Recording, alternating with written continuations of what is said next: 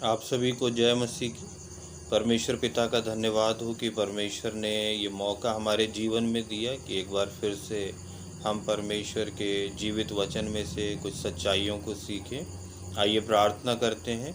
स्वर्गीय सामर्थी पिता परमेश्वर, हम धन्यवाद देते ये समय हमारे जीवन में आप लेके आए कि हम आपके वचनों की सच्चाइयों को सीखें और प्यारे परमेश्वर उन बातों से हम आशीषित हों।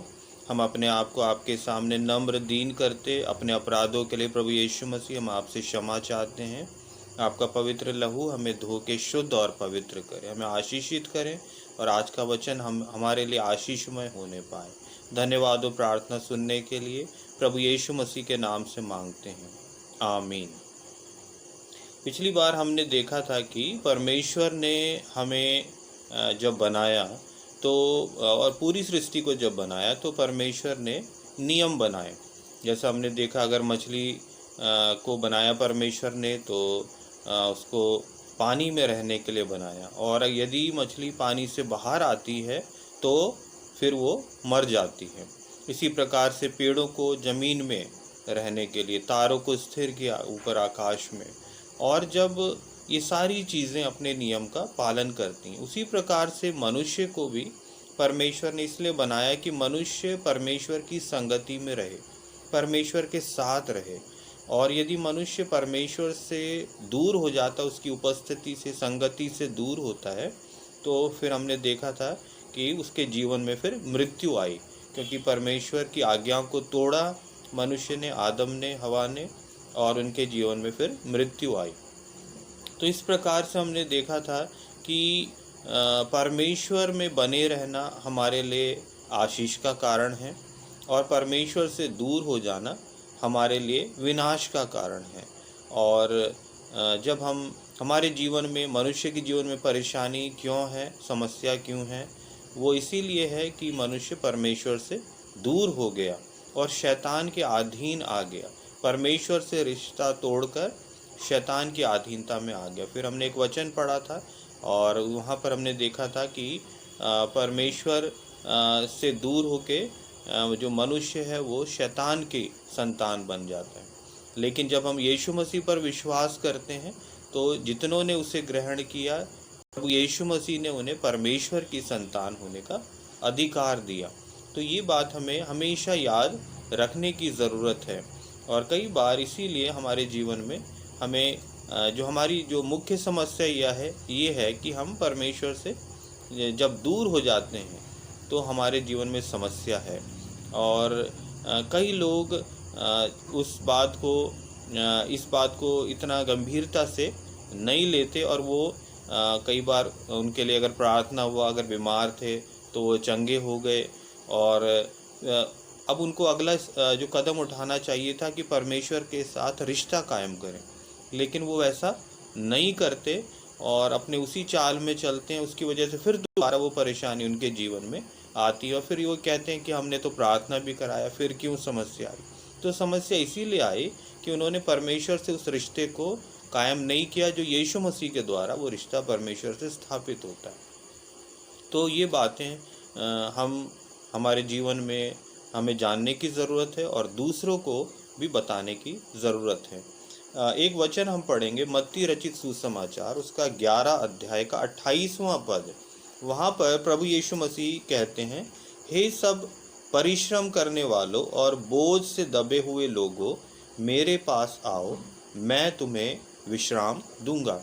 तो परमेश्वर से दूर होने के कारण मनुष्य के जीवन में बहुत बोझ है, और हम देखते हैं कई बार चिंताओं का बोझ है, बीमारी का बोझ है, समस्याओं का बोझ है, टेंशन है, ये सारी चीज़ें हैं, मृत्यु का भय है, और ये सारे एक तरह से बोझ है जो मनुष्य अपने जीवन में ढोता है। और प्रभु यीशु मसीह ने ये निमंत्रण पूरी दुनिया को दिया, मानव जाति को दिया, और जो कोई भी इन बातों से परेशान है, दुखी है, वो यीशु मसीह के पास आए कि उस विश्राम को पाए, क्योंकि मनुष्य को परमेश्वर ने दुखी रहने के लिए नहीं बनाया। और जब हम परमेश्वर से रिश्ता कायम करते यीशु मसीह के द्वारा, जो कि मसीह है, मसीह हमें छुड़ाने वाला, हमारा उद्धार करने वाला, तो हम आशीषित होते हैं। और एक चीज़ और हमें देखने की ज़रूरत है, यदि हम परमेश्वर की आज्ञा को नहीं मानते, यदि हम परमेश्वर को अपने जीवन में पहला स्थान नहीं देते, तो इसका मतलब ये है कि हम एक मूर्ति पूजा में शामिल है। जो लोग परमेश्वर की आज्ञा नहीं मानते, वो एक मूर्ति पूजा में शामिल हैं, क्योंकि परमेश्वर से बढ़कर किसी और को दर्जा देना, स्थान देना, वो एक मूर्ति पूजा है। और हो सकता है पैसे को देना परमेश्वर से बढ़कर, हो सकता है धन दौलत को लोग स्थान देते हैं, और कई बार अपनी जॉब को परमेश्वर से बढ़कर समझते हैं। कई बार अपना शौक़ उनका ऐसा होता है जो परमेश्वर से बढ़कर वो समझते हैं। कई लोग हैं जो नशे की आदत में हैं, वो परमेश्वर से बढ़कर उन चीज़ों को महत्व देते हैं। कई लोग अपने दोस्तों को परमेश्वर से बढ़कर महत्व देते हैं। ये सारी चीज़ें जीवन में एक मूर्ति पूजा के समान है। और मूर्ति पूजा से कुछ समय के लिए तो शांति या आराम या राहत मिलती तो है, लेकिन बाद में वो हमारे जीवन में श्राप को ले आती है, विनाश को लेके आती है। और परमेश्वर चाहता है कि हम उन चीज़ों से छुड़ाए जाएं। और कई बार जब इंसान मनुष्य जो है वो बोझ से, इन सारी चीज़ों से, बोझ से दबा है, शरीर की परेशानी है, दुनिया में तरह तरह की समस्याएं हैं, तो कई बार इंसान ये सोचता है कि इन सब का इलाज ये है कि ऐसे जीवन को जीना तो बेकार है, तो वो निर्णय ले लेता है कि अब हमें अपने जीवन को ख़त्म करना है। तो कई लोग आत्महत्या का निर्णय लेते हैं, और वो सोचते हैं कि ना हम रहेंगे तो ये परेशानी भी नहीं रहेगी, लेकिन ये गलत है। बाइबल के आधार पर आत्महत्या का निर्णय परमेश्वर की इच्छा के विरुद्ध है। ये जीवन जो हमें मिला, ये परमेश्वर ने हमें दिया, और इसको वापस लेने का अधिकार परमेश्वर को है। हम अपना जीवन अपने आप नहीं ले सकते। और अगर कोई ये सोचता है कि आत्महत्या या ये मौत ये समाधान है, हमारी परेशानी का हल है, तो वो गलत है, क्योंकि फिर इसके बाद एक नर्क भी है। और जब मनुष्य संसार की परेशानियों से इतना दुखी हो गया, तो वो नर्क का कष्ट कैसे झेलेगा, जो कि अनंत काल का है। तो इसीलिए आत्महत्या करके ये सोचना कि परेशानी ख़त्म हो गई, तो ये एकदम व्यर्थ की बात है, गलत है। और बाइबल में परमेश्वर ने अपने वचन में कहा, ये हमें ऐसा करने का निर्णय लेने की ज़रूरत नहीं है। और फिर अगर हम एक वचन को अगर पढ़ेंगे, और उसमें हम देखते हैं कि मनुष्य जो जीवन में जो निर्णय लेता है, वही बाद में वो बात अंत तक ठहरती। एक वचन हम थोड़ा सा पढ़ते हैं, लूका रचित सुसमाचार का 16 अध्याय और उसका 19 से 26 पद। यहाँ पर धनी मनुष्य और निर्धन लाजर के विषय में कहा गया है, बताया गया है। लिखा, एक धनवान मनुष्य था जो बैंजनी कपड़े और मलमल पहनता और प्रतिदिन सुख विलास और धूमधाम के साथ रहता था। लाजर नाम का एक कंगाल घावों से भरा हुआ उसकी डेवड़ी पर छोड़ दिया जाता था, और वो चाहता था कि धनवान की मेज पर की जूठन से अपना पेट भरे। यहाँ तक कि कुत्ते भी आकर उसके घावों को चाटते थे। ऐसा हुआ कि वो कंगाल मर गया, और सरदूतों ने उसे लेकर अब्राहम की गोद में पहुंचाया। वो धनवान भी मरा और गाड़ा गया, और अधोलोक में उसने पीड़ा में पड़े हुए अपनी आंखें उठाई और दूर से अब्राहम की गोद में लाजर को देखा। तब उसने पुकार कर कहा, हे पिता अब्राहम, मुझ पर दया करके लाजर को भेज दे, ताकि वो अपनी उंगली का सिरा पानी में भिगोकर मेरी जीभ को ठंडी करे, क्योंकि मैं इस ज्वाला में तड़प रहा हूँ। परंतु अब्राहम ने कहा, हे पुत्र, स्मरण कर कि तू अपने जीवन में अच्छी वस्तुएं ले, और वैसे ही लाजर बुरी वस्तुएं, परंतु अब वो यहाँ शांति पा रहा है और तू तड़प रहा है। इन सब बातों को छोड़ हमारे और तुम्हारे बीच एक भारी गड्ढा ठहराया गया है, जो यहाँ से उस पार तुम्हारे पास जाना, चाहे वो ना जा सके और ना कोई वहाँ से इस पार हमारे पास आ सके। तो यहाँ पर हम देखते हैं ये धनी व्यक्ति जो था उसने संसार में सुख विलास की जीवन को जिया और बहुत धनी था, उसको कोई कमी नहीं थी। तो एक चीज़ जो हमें यहाँ जानने की ज़रूरत है, कई बार लोगों की बड़ी इच्छा होती है कि हम बहुत धनी हो जाएं, धन दौलत वाले हो जाएं, और वो उसी फिराक में और उसी कारण से वो बहुत मेहनत करते हैं, परिश्रम करते हैं और सफल हो जाते हैं दुनियावी रीति से। और एक चीज़ हमें ये जानने की ज़रूरत है कि यहाँ पर ये दुनिया का जो हाकिम है वो शैतान है, और दुनिया में सफल होने के लिए कई बार शैतान से समझौता करना पड़ता है, जिसकी वजह से मनुष्य को अपने विश्वास को कई बार उसमें समझौता वो करता है, जो कि परमेश्वर का वचन हमें इस बात के लिए मना करता है। क्योंकि हमारे जीवन में पहला स्थान परमेश्वर का है, उसके बाद बाकी स्थान है। अगर हम सुख सुविधाओं, धन दौलत और इनके पीछे दौड़ेंगे तो हम अपने परमेश्वर को प्रसन्न नहीं कर पाएंगे। वचन यही कहता है कि हम दो स्वामियों की सेवा नहीं कर सकते।